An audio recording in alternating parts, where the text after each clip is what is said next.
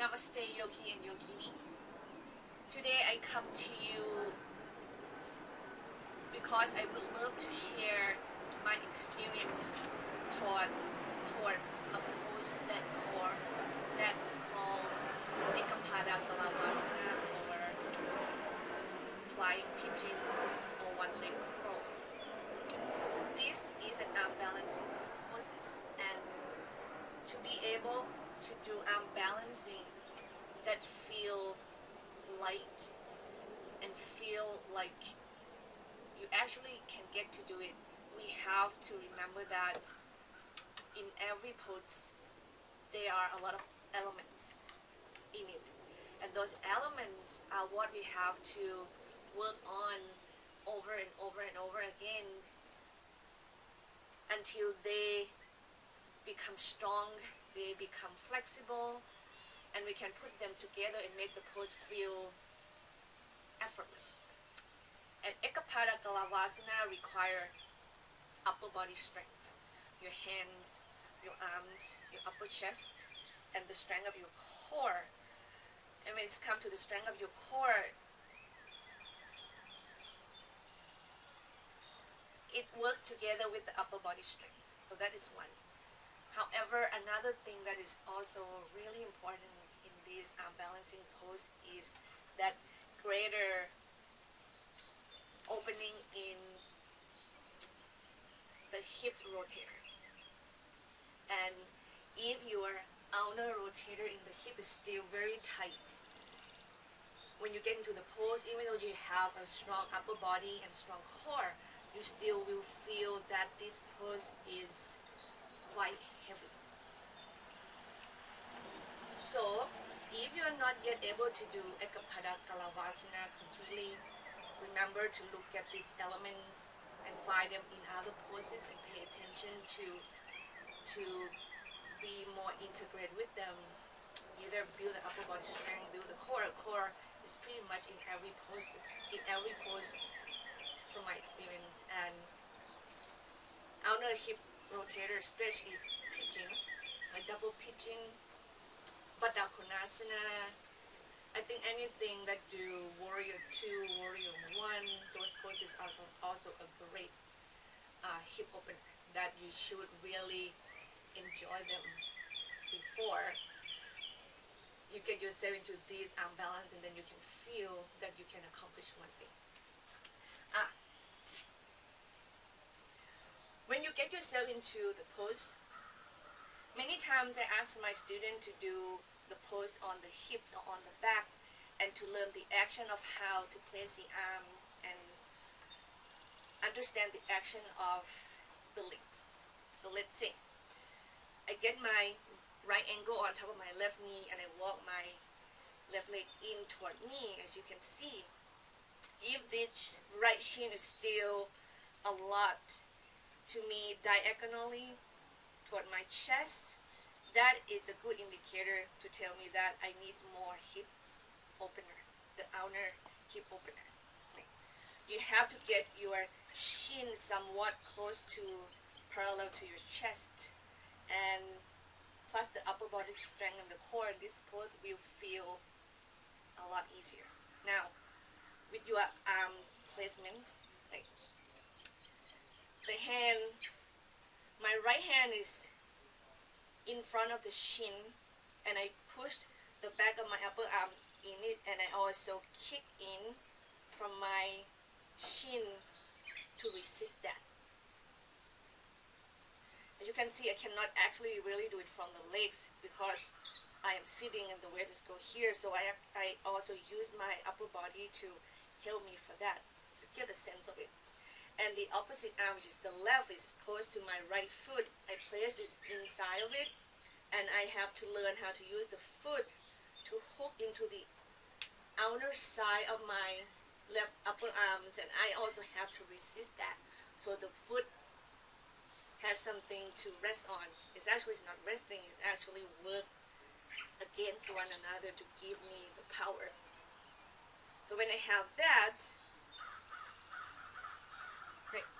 push, resist, and engage my core, and see if I can lift the legs off So if I can do this with this leg can go to the floor, so I actually really do a good job in using the left hand go against the foot, and also use the core as well to do that.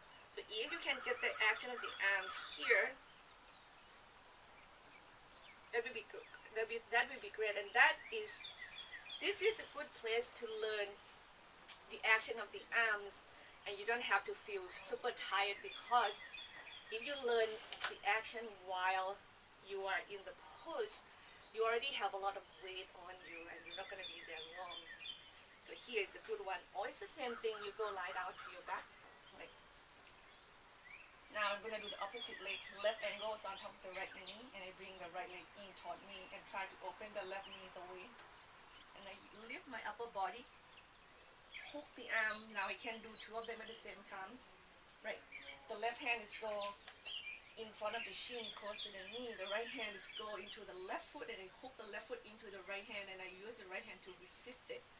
So I can keep this leg with me while I free the other legs.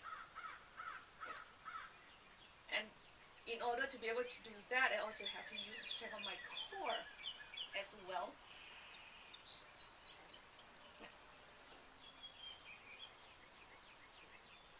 Just a moment, please. I always have to move my hair here, up and down when I lie down to the back because of the ponytail. So let's get into the pose.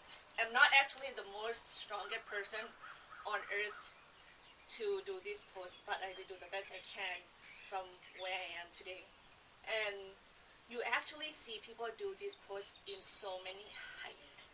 And that's, to me, is the creation of the pose. When you have all the elements, you actually can start to play around and enjoy the pose in a different variety. It's like it's opened up possibilities that you not yet able to see them before. And when you can have them,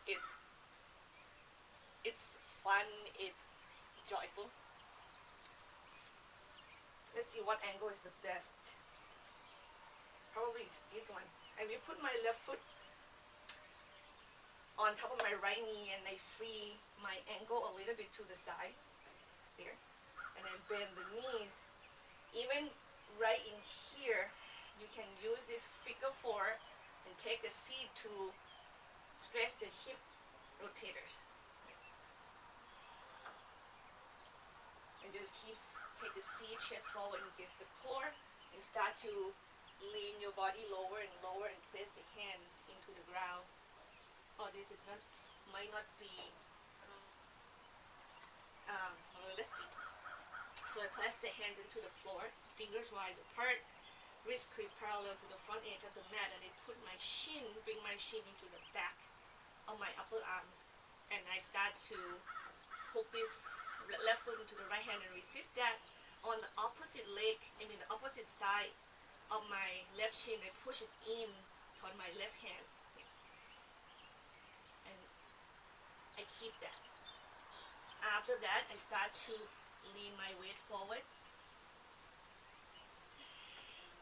and forward and forward and forward until the bottom leg can light up.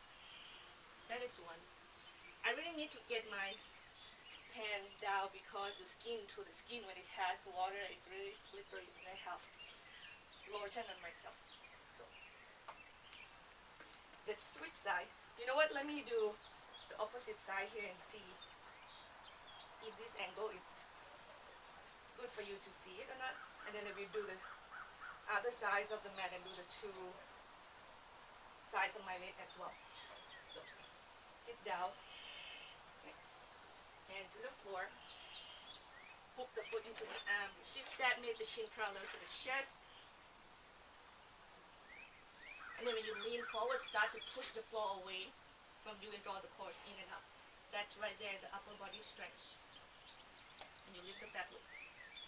And you keep pushing and draw the core in. And you start to kick the back leg back. So now the upper body strength is really, really important. And you can really lift your hip high. You push the floor. Get your leg higher if you want to. So that's one variation of it. I really need to rest first. So you can keep pushing the floor and rising the core up high, and you bring your hip higher, higher, higher, and your leg can go as high as you want to, or you make it more parallel to the floor, which is, to me, that variation is just harder to do, but it's fun, it's a challenge. As long as I don't hurt myself, I will try to do both.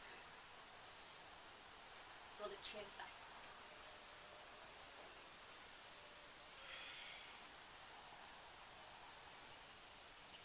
Hand to the floor, or you can start by hook and walk the back foot back, right there. Eka Pada Galavasana, and you lean forward and try to get the back leg off the floor. More parallel to the floor. Push the floor.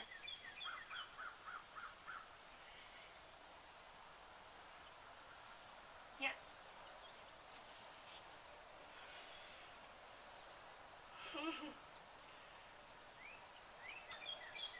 I hope it's useful for you, and I'm sure that you hear it many times. The more hours you put it into your practice, the better your practice is going to become. It's just a universal understandable, in my opinion. However, please make sure that you practice mindfully. Be careful about wanting to be able to lift the legs up, but then you forget other part of the body. Yoga, if you don't practice it mindfully and be mindful of your alignment, instead of getting the benefit for a long run, you probably will get a benefit for a short period of time. Then you get hurt. Hopefully, that is something you always keep in mind. Well, we see each other next time, everybody. Namaste.